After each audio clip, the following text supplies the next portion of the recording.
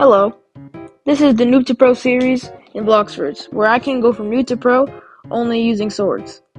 Make sure to like and subscribe because it does help me out a ton. Without further ado, let's get right into the video. We started out in the Pirate Starter, which is where every Blox journey begins. First, we have to find chests so we can buy a sword. First one found, just 2 more to go.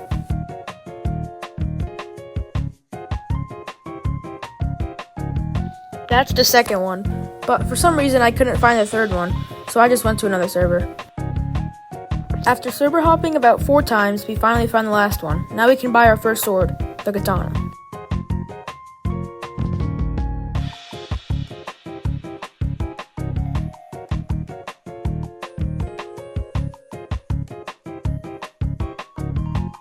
There it is, our start to the Noob to Pro.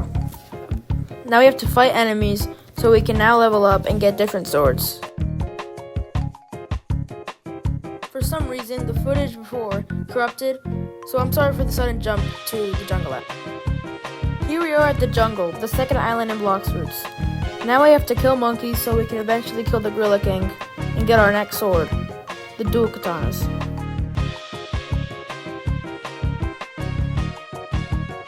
After killing enough monkeys, we can finally move on to the next enemy, the gorillas.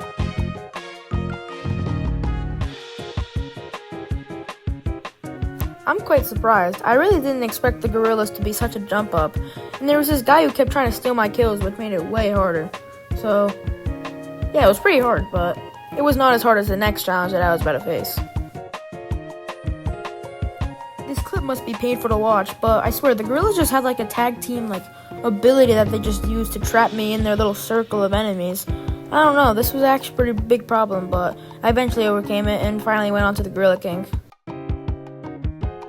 Oh boy, was the Gorilla King my next nightmare. This guy alone took 2 or 3 minutes to fight. I was literally just backing up and going in with the quiet rush. I did eventually try to kite the boss, which is when you hit him and then you dash away before he can hit you, but it was still a nightmare. It just took so long to fight for absolutely no reason. After what felt like hours and hours of fighting, we finally beat the Gorilla King at its own game. After finally conquering the jungle, we get to move on to our next challenge, the Pirate Island. While we were traveling to the Pirate Island, I don't know, just a sudden air rock of invisibility just got in my way of moving on. This really takes me off for some reason, but I had to move around it for about a good 20 seconds, and we finally were on our way to the Pirate Island. Oh boy, I thought the gorillas were a huge step up. Dude, the pirates were the most massive step up I've ever even seen in Blox. I couldn't even gather these guys up. I literally had to go and kill them one by one, like a beta, just like a noob who doesn't know how to play the game. After what felt like years and years of fighting, I finally beat the final pirate, which allowed me to buy my next weapon, the dual katanas.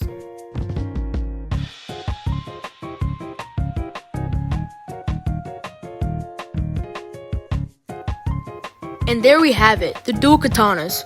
It would really help me in grinding harder bosses and enemies so I can get to the next island, Desert and Yeti Island. After fighting what I thought was my last pirate, I came to the fact that I realized that I could have fought the brutes on level 40. Yeah, I'm very stupid for doing this, but I don't know what you're gonna do about it. I don't really get the complaining about, oh, the brutes are so hard. The brutes for me, they really weren't that bad.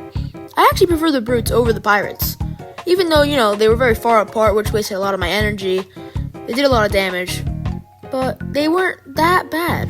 They weren't as bad as the jump up from gorilla to pirate, though. That's for certain.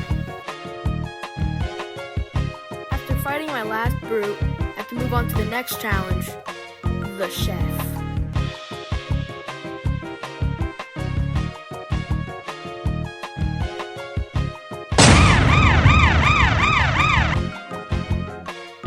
I was expecting the chef to be way harder than the Gorilla King, but he just got stuck in the wall, so I could just farm him for damage when he couldn't hit me.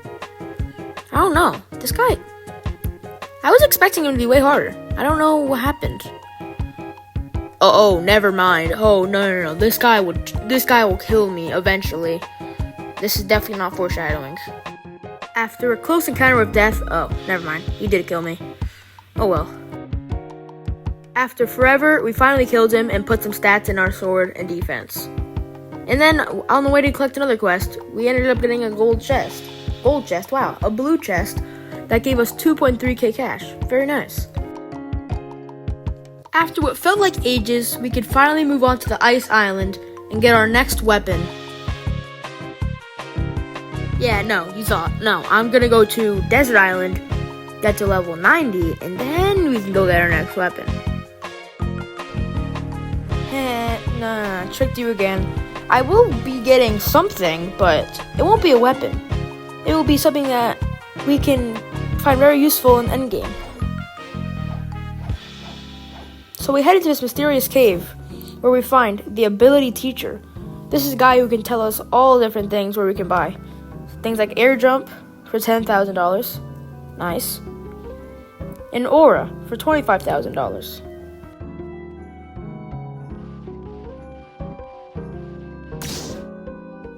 Now we are no longer weak to enemies that have Logia type devil fruits like sand or light fruit, for example.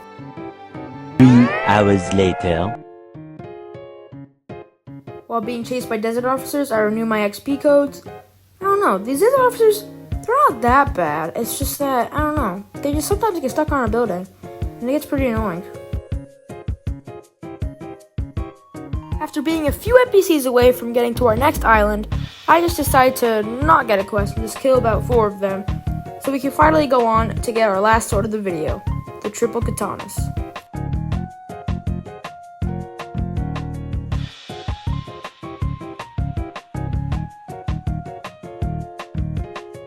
And there it is, level 90. Now let's go get those triple katanas as said before. And here we are at the ice island. Now we can finally buy the last weapon of the video, the triple katanas purchase. There we have it.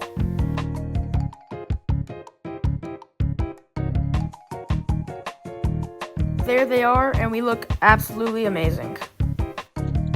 That's going to be it for the video. Make sure to sub up for the giveaway, and I'll see you guys in the next one. Peace out.